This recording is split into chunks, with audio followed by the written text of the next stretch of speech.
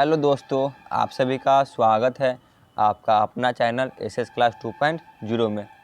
चलिए हम लोग बिना टाइम वेस्ट किए हुए हम लोग अपना क्लास को शुरू करते हैं। आप लोग इसे पढ़ लीजिए, आपको यहाँ से 10 से 15 मार्क्स पक्के हो जाएंगे, क्योंकि आपको यही से एग्ज़ाम में क्वेश्चन मिलेंगे। ठीक है, हम लोग इसमें 35 plus most VVI MCQ question को देखेंगे। चलिए हम लोग क्लास को शुरू करते हैं। आज का पहला प्रश्न है, बड़ी ई कौन सा वर्ण है? बताइए, बड़ी ई कौन सा वर्ण है? हर्ष स्वर, दीर्घ स्वर या दोनों, इनमें से कोई नहीं। बताइए कौन सा वर्ण है? तो इसका सही जवाब होगा ऑप्शन बी, यह दीर्घ स्वर का है। आगे चलते हैं, क्वेश्चन नंबर 2, री कौन सा वर्ण है? बताइए, री कौन सा वर्ण है? हर्ष स्वर, दीर्घ स्वर या दोनों, इनमें से कोई नहीं। बताइए क्या होगा?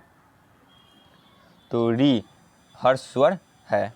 आगे बढ़ते हैं, क्वेश्चन नंबर 3, अक्ष कौन सा वर्ण है? बताइए, अक्ष कौन सा वर्ण है?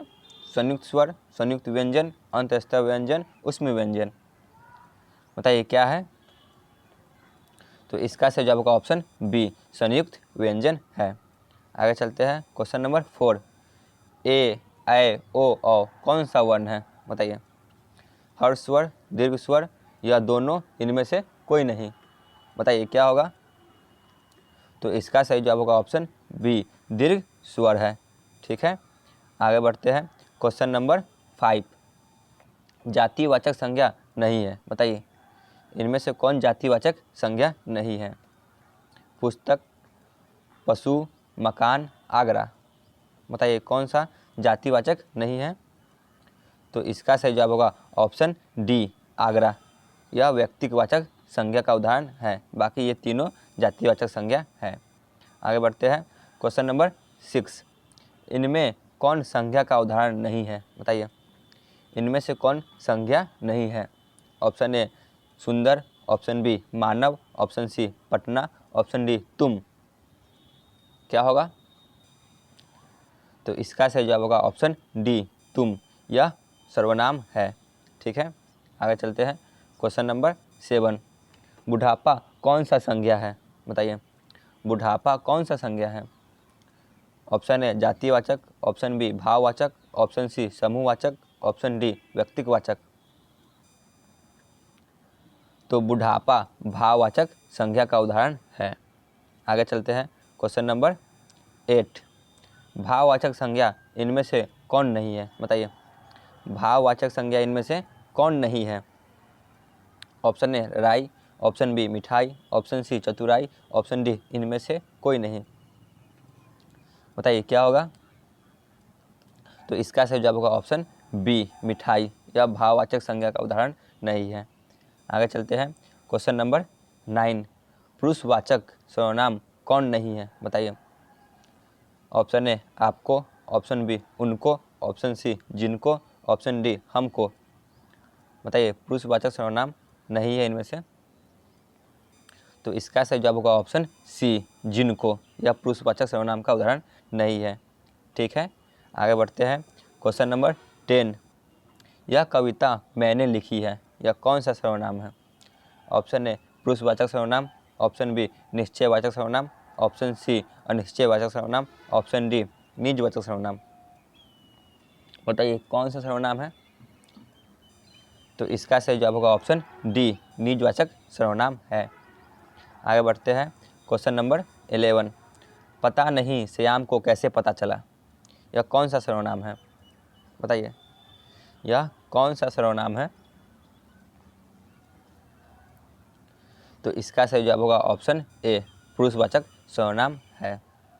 आगे बढ़ते हैं, क्वेश्चन नंबर 12, संबंधवाचक सर्वनाम कौन है? बताइए, इनमें से कौन संबंधवाचक सर्वनाम है?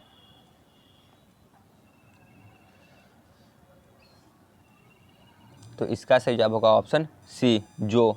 यह संबंधवाचक सर्वनाम का उदाहरण है।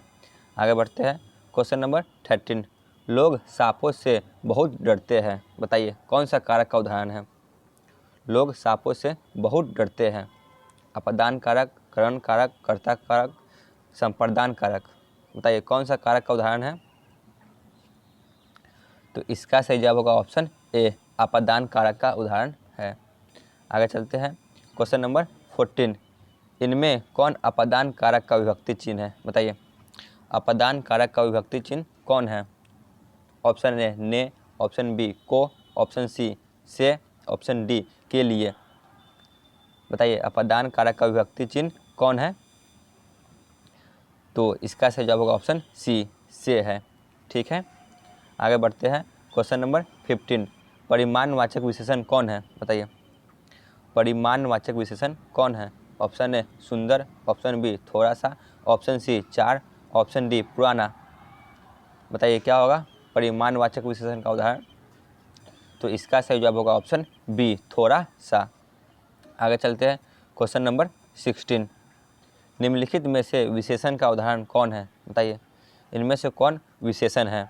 ऑप्शन ए भलाई, ऑप्शन बी मिठास, ऑप्शन सी थोड़ा, ऑप्शन डी स्वयं। बताइए कौन विशेषण का उदाहरण है? तो इसका सही जवाब होगा ऑप्शन सी, थोड़ा। ठीक है, आगे बढ़ते हैं, क्वेश्चन नंबर 17, कौन आदमी आया है? इस वाक्य में कौन सा विशेषण है? बताइए, कौन आदमी आया है, कौन सा विशेषण है? ऑप्शन ए अनिश्चयवाचक विशेषण, ऑप्शन बी संख्यावाचक विशेषण, ऑप्शन सी सार्वनामिक विशेषण, ऑप्शन डी परिमाणवाचक विशेषण। बताइए कौन सा विशेषण है? तो इसका सही जवाब होगा ऑप्शन ए, अनिश्चयवाचक विशेषण है।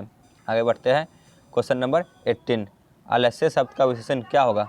बताइए, आलस्य शब्द का विशेषण क्या होगा? ऑप्शन ए आलस, ऑप्शन बी अलस, ऑप्शन सी आलसी, ऑप्शन डी आलसीपन। बताइए क्या होगा? तो आलस्य का होगा आलस। ठीक है, आगे बढ़ते हैं, क्वेश्चन नंबर 19, पृथ्वी का पर्यायवाची कौन होगा? बताइए, पृथ्वी का पर्यायवाची शब्द कौन है? ऑप्शन ए भूमि, ऑप्शन बी मिट्टी, ऑप्शन सी पाताल, ऑप्शन डी इनमें से कोई नहीं। बताइए क्या होगा पृथ्वी का? तो दोस्तों इसका सही जवाब होगा ऑप्शन ए, पृथ्वी का भूमि। आगे बढ़ते हैं, क्वेश्चन नंबर 20, सुंदर शब्द का पर्यायवाची कौन होगा? बताइए, सुंदर का पर्यायवाची कौन होगा?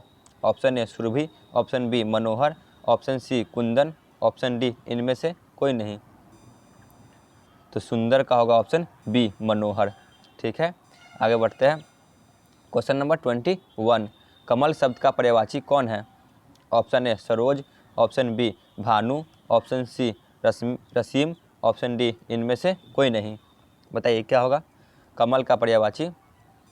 तो कमल का पर्यायवाची होगा ऑप्शन ए, सरोज। ठीक है, आगे बढ़ते हैं, क्वेश्चन नंबर 22, सूर्य शब्द का पर्यायवाची कौन है? ऑप्शन ए प्रकाश, ऑप्शन बी उजाला, ऑप्शन सी भास्कर, ऑप्शन डी अग्नि। बताइए सूर्य का पर्यायवाची कौन है? तो इसका सही जवाब होगा ऑप्शन सी, सूर्य का पर्यायवाची भास्कर है। आगे बढ़ते हैं, क्वेश्चन नंबर 23, आय का विलोम शब्द है। बताइए आय का विलोम शब्द कौन है? ऑप्शन ए खर्चा, ऑप्शन बी व्यय, ऑप्शन सी आमदनी, ऑप्शन डी बिक्री। बताइए आय का क्या होगा? तो आय का विलोम शब्द है व्यय। ठीक है, ऑप्शन बी। आगे बढ़ते हैं, क्वेश्चन नंबर 24, अग्रज का विलोम शब्द है। ऑप्शन ए अनुज, ऑप्शन बी छोटा, ऑप्शन सी पिछला, ऑप्शन डी पीछे। बताइए अग्रज का विलोम शब्द कौन है? तो अग्रज का विलोम शब्द ऑप्शन ए अनुज है। ठीक है, आगे बढ़ते हैं, क्वेश्चन नंबर 25, गुण का विलोम शब्द है। गुण का विलोम शब्द कौन है? ऑप्शन ए गलती, ऑप्शन बी कमी, ऑप्शन सी दोष, ऑप्शन डी गुणी। बताइए क्या होगा गुण का? तो गुण का विलोम शब्द ऑप्शन सी दोष होगा। ठीक है, आगे बढ़ते हैं, क्वेश्चन नंबर 26, अपमान का विलोम शब्द है। ऑप्शन ए इज्जत, ऑप्शन बी सम्मान, ऑप्शन सी सत्कार, ऑप्शन डी आदर। बताइए अपमान का विलोम शब्द कौन होगा? तो ऑप्शन बी अपमान का सम्मान होगा। ठीक है, आगे चलते हैं, क्वेश्चन नंबर 27, यथा समय कौन सा समास है? बताइए यथा समय कौन सा समास है? ऑप्शन ए द्विगु, ऑप्शन बी बहुब्री, ऑप्शन सी अविभाव, ऑप्शन डी तत्पुरुष। बताइए यथा समय कौन सा समास है? तो इसका सही जवाब होगा ऑप्शन सी, यथा समय अविभाव समास है। ठीक है, आगे चलते हैं। क्वेश्चन नंबर 28, प्रतिदिन कौन सा समास है? बताइए प्रतिदिन कौन सा समास है? तो प्रतिदिन अविभाव समास है। ठीक है, आगे चलते हैं। क्वेश्चन नंबर 29, धनहीन कौन सा समास है? बताइए धनहीन कौन सा समास है? ऑप्शन ए द्विगु, ऑप्शन बी बहुब्री, ऑप्शन सी अविभाव, ऑप्शन डी तत्पुरुष। बताइए कौन सा समास है? तो इसका सही जवाब होगा ऑप्शन डी, तत्पुरुष समास है। आगे चलते हैं। क्वेश्चन नंबर 30, पंचवटी कौन सा समास है? बताइए पंचवटी कौन सा समास है? ऑप्शन ए द्विगु, ऑप्शन बी बहुब्री, ऑप्शन सी अविभाव, ऑप्शन डी तत्पुरुष। तो इसका सही जवाब होगा ऑप्शन ए, पंचवटी द्विगु समास है। आगे चलते हैं। क्वेश्चन नंबर 31, निवास में कौन सा उपसर्ग है? बताइए निवास में कौन सा उपसर्ग है? ऑप्शन ए न्यू, ऑप्शन बी निवास, ऑप्शन सी निवेश, ऑप्शन डी नी। तो इसका सही जवाब होगा ऑप्शन डी, नी। निवेश में नी उपसर्ग है। आगे बढ़ते हैं। क्वेश्चन नंबर 32, बेईमान में कौन सा उपसर्ग है? बताइए बेईमान में कौन सा उपसर्ग है? तो बेईमान में ऑप्शन ए बे उपसर्ग है। ठीक है, आगे बढ़ते हैं। क्वेश्चन नंबर 33, पढ़ाई में कौन सा प्रत्यय है? बताइए यहाँ प्रत्यय पूछा जा रहा है, कौन सा प्रत्यय है पढ़ाई में? तो पढ़ाई में ऑप्शन डी प्रत्यय है, आई। ठीक है, आगे बढ़ते हैं। क्वेश्चन नंबर 34, अतिरिक्त में कौन सा उपसर्ग है? बताइए अतिरिक्त में कौन सा उपसर्ग है? तो इसका सही जवाब होगा ऑप्शन बी, अति उपसर्ग है। आगे चलते हैं आज के अंतिम प्रश्न पे। क्वेश्चन नंबर 35, जानने की इच्छा रखने वाला को एक शब्द में क्या कहा जाता है? बताइए जानने की इच्छा रखने वाला को एक शब्द में क्या कहा जाता है?